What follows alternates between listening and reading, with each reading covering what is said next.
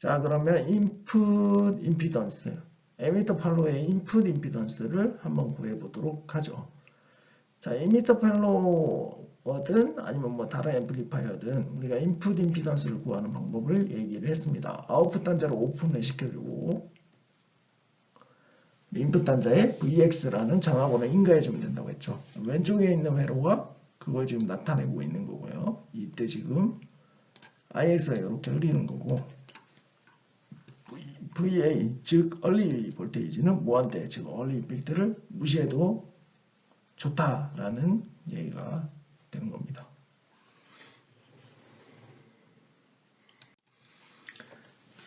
자, 먼저 VX에 대해서 키로요프 법칙을 적용을 해보죠. 이렇게 한번 둘러서 적용을 해보면, 자, VX는 V파이, 지금 부호가 반대니까 는하고 이렇게 붙은 겁니다.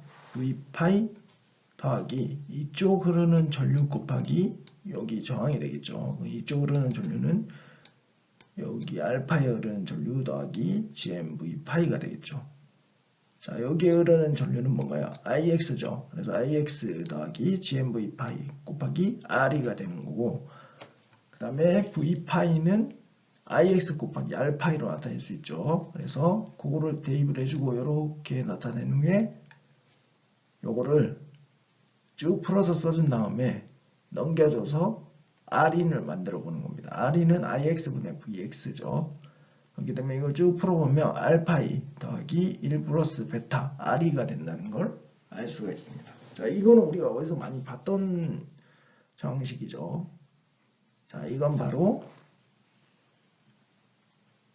이미터 디제너레이션 된 커먼 에미터 앰플리파이어, 여기 그림이 나타나 있네요. 요거랑 같다고 보시면 됩니다. 자, 요 회로에서 RC는 인풋 임피던스에 영향을 주지 않죠. 그래서 이 RC가 0으로 간다고 가정하고 그림을 딱 그려보면 어떻게 됐나요? 에미터 팔로워와 회로 모양이 똑같은 걸 알 수가 있죠. 그러니까 저항 성분이, 즉 인풋 임피던스가 같다는 것을 알 수가 있습니다. 자, 이렇게 바꿀 수 있는 이유는 이미터 디제너레이션을 가지는 커먼 이미터 회로는 컬렉터와, 여기가 컬렉터죠. 컬렉터와 VCC 사이에 있는 저항에 영향을 받지 않기 때문입니다. 이거는 커먼 이미터 부분을 다시 한번 찾아가서 복습을 해보시면 알 수 있을 거고요. 자, 그럼 버퍼로서 이미터 팔로워가 중요한 이유에 대해서 한번 예제를 통해서 알아보도록 하겠습니다. 자, 이게 무슨 말이냐면 이미터 팔로워가 개인이 1밖에 안 된다고 했죠. 그리고 인풋 임피던스는 굉장히 큰 값을 가지는 걸 아까 앞에서 확인했습니다. 알파이에다가 그 이미터 단자에 다니는 저항에다가 1 플러스 베타를 더해줘서 굉장히 큰 값을 가진다고 했죠. 그럼 이런 거를 어디에 쓸 수 있는지 얘기를 해보자는 의미입니다. 자, 여기 왼쪽에 커먼 이미터 맞죠? 커먼 이미터 앰플리파이어를 설계를 하고 여기에다 출력의 스피커를 달았습니다. 로드 단자에. 그리고 DC일 경우에는 오픈을 시켜주고 AC일 때만 숏을 시켜주기 위해서 여기 캐패시터 C1을 달았죠. 이럴 경우에 그 스피커의 개인에 대해서 알아보도록 하겠습니다. 자, 이때 스피커의 저항은 굉장히 작다고 생각을 하시면 됩니다. 뭐 예를 들어서 책에서는 지금 8옴이라고 가정을 했죠. 그래서 이 증폭기가 다이렉트로 이 캐패시터를 붙였을 때 개인이 어떻게 되는지 계산을 해보자는 거죠.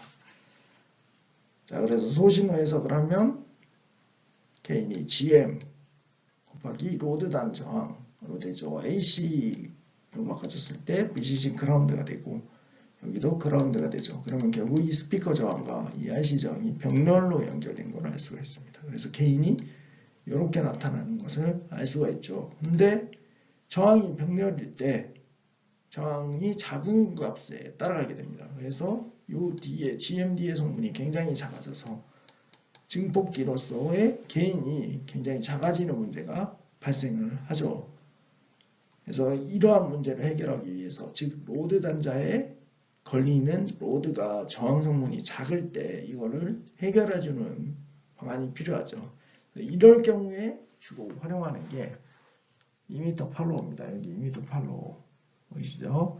그래서 이미터 팔로우를 버퍼라고 많이 부르고요. 그래서 이거를 직관적으로 한번 다시 계산을 해보죠. 첫 번째 Rin이라고 되어 있는 부분이 있죠. 자, 이 Rin을 구하면 여기에 RC와 Rin의 곱이라고 해야 될까요? 곱이 아니죠. Rin의 병렬 값으로 개인이 결정이 되게 되겠죠. 그래서 1m 팔로워의 Rin을 살펴보면 Rin은 아까 앞에서 봤듯이 직관적으로 우리가 구할 수 있죠. 알파이 더하기 가로하고 1 플러스 베타 곱하기 R 스피커 값이 됩니다. 그래서 이 스피커 성분이 저항이 더 크게 이제 나타나게 돼서 Rin에 보이게 되는 거죠. 2m 팔로워를 버퍼로서 달아주면요. 이렇게 될 경우 개인이 이렇게 커지는 걸 알 수가 있습니다. 그래서 왼쪽의 경우보다 2m 팔로워를 적용을 할 경우에 개인이 향상이 되는 걸 알 수가 있죠. 이로부터 우리가 2m 팔로워를 어디에 쓸 수 있냐? 로드 저항이 굉장히 작은 어떤 제품을 커먼 에미터 또는 다른 앰플리파이어에 붙이려고 할 때 저항 성분을 어떻게 잘 해결하기 위해서 버퍼로서 이 2m 팔로워를 활용한다고 생각을 하시면 되겠습니다. 그래서 개인이 떨어지는 문제를 막아주는 거죠. 로드 쪽에 다니는 제품의 저항이 너무 작아서 개인이 떨어지는데 그거를 막아주기 위해서 2m 팔로워를 버퍼로 사용한다라고 생각을 하시면 되겠습니다. 자, 그러면 2m 팔로워의 아웃풋 임피던스는 어떻게 되는지 살펴보도록 하겠습니다. 왼쪽에 게 이제 2m 팔로우죠. 2m 팔로우에서 지금 RS라는 저항이 있죠. 그리고 아웃풋 단자를 읽어주기 위해서 인풋은 그라운드로 처리를 했습니다. 그러면 Rout 여기에서 바라보는 저항은 어떻게 되냐? 크게 두 가지 성분이 지금 보이고 있는 걸 알 수가 있죠. 오른쪽에 나타나 있습니다. 요 기준으로 해서 R이라는 저항이 하나 보이고 그 다음에 이쪽 Q1을 에미터 단자에서 바라보는 저항이 보이죠. 그러면 이 두 저항 성분이 병렬로 연결된 게 Rout이라는 걸 알 수 있습니다. 그래서 결국 보시면 GM분의 1 플러스 베타 플러스 1분의 RS가 Q1의 2m 단자에서 바라보는 저항이 되기 때문에 이 저항과 R이라는 저항의 병렬 저항 성분이 Rout이 된다는 걸 알 수가 있습니다.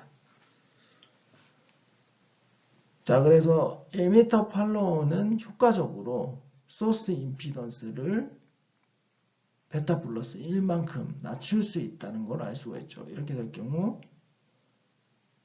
어떻게 될까요? 전압을 디바이딩 해주는 성능이 향상이 되게 됩니다.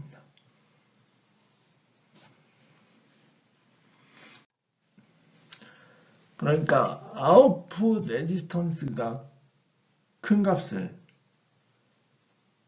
아니죠. 작은 값을 가지게 되는 거죠. 왜냐하면 RS를 베타 플러스 1만큼 나눠주니까요. 그래서 이렇게 작아지면 외부에서 이제 로드 저항이 달렸을 때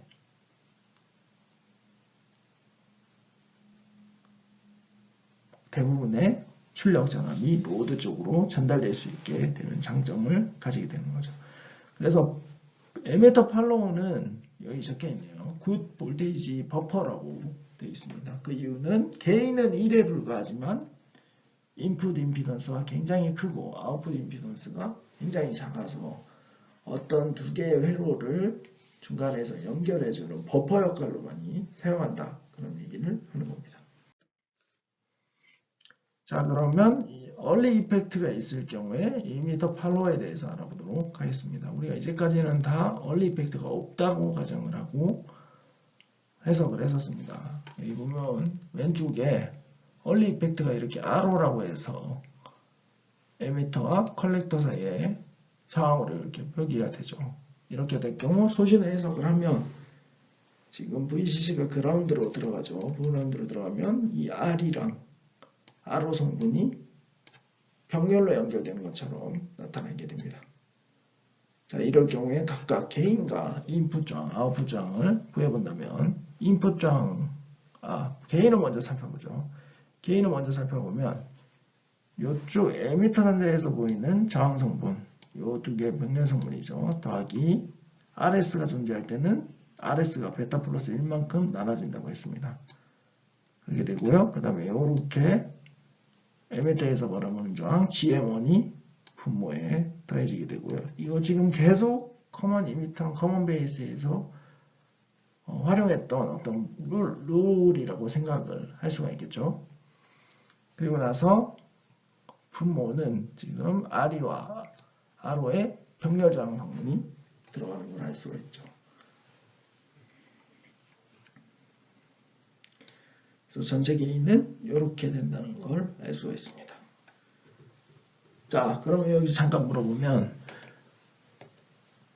커먼 이미터 회로에서는 분자가 뭐가 됐을까요? 컬렉터 단자에서 바라보는 저항이었었죠. 그래서 뭐 RC 이런 것들이 들어갔었는데 지금 에미터 팔로워 같은 경우는 에미터 쪽에 다니는 저항이 분자로 올라간다고 기억을 하시면 되겠습니다. 이게 약간 메커니즘이라고 생각을 하시면 되겠고, 그래서 전체 RE는 어떻게 되냐? 여기서 RE를 읽어주면 알파이 더하기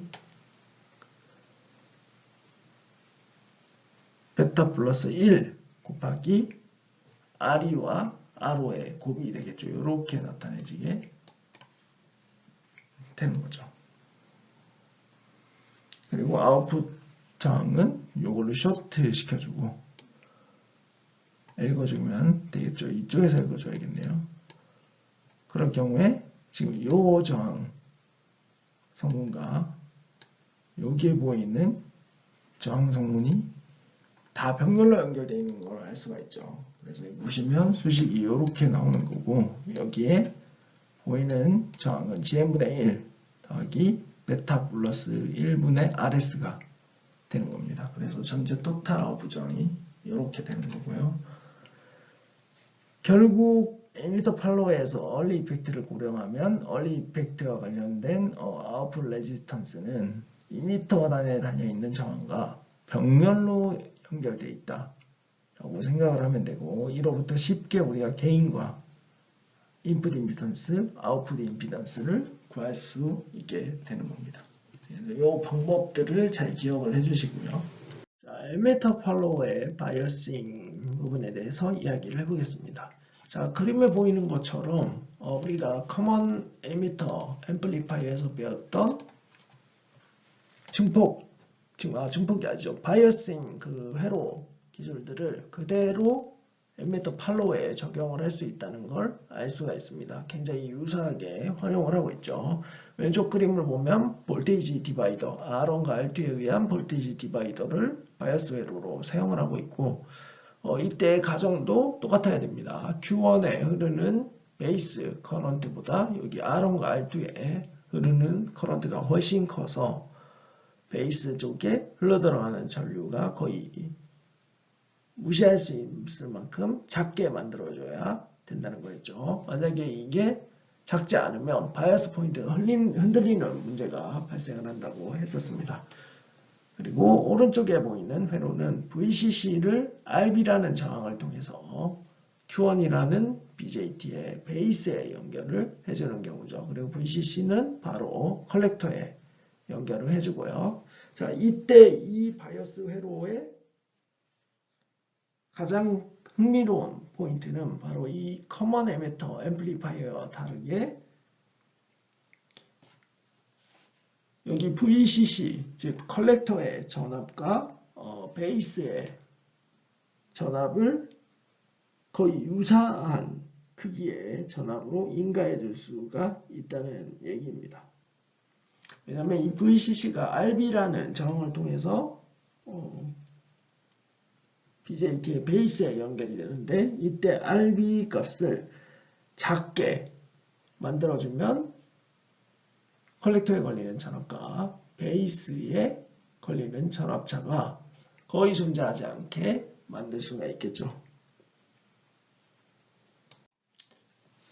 자, 그래서 항상 컬렉터는 베이스의 전압보다 항상 크게 만들어지기 때문에 이 바이어싱 회로를 굉장히 많은 사람들이 사용을 하게 됩니다. 자, 이때 여기 베이스에 흐르는 전류의 값보다 RE에 흐르는 전류, 정확하게는 RB에 의해서 생기는 전압 강화보다 RE에서의 전압 강화가 훨씬 크도록 만들어줍니다. 이렇게 할 경우에 베타 파라미터에 대한 민감도를 낮출 수 있기 때문인데, 그걸 좀 얘기를 해보자면, 자, VCC가 여기에 전압이 있죠. VCC는 여기에 흐르는 전류가 IB라고 하죠. 그러면 VCC는 IB, RB 더하기 뭔가 여기 VBE가 걸리죠. VBE 더하기 IE에 RE가 되는 걸 알 수가 있습니다. 이때 각각 IC로 커런트를 바꿔줘서 편리하게 좀 만들어 보죠. 그럼 IB는 베타분의 IC죠. 그리고 I는 거의 IC랑 같다고 했죠. 그래서 그냥 IC를 써주게 됩니다.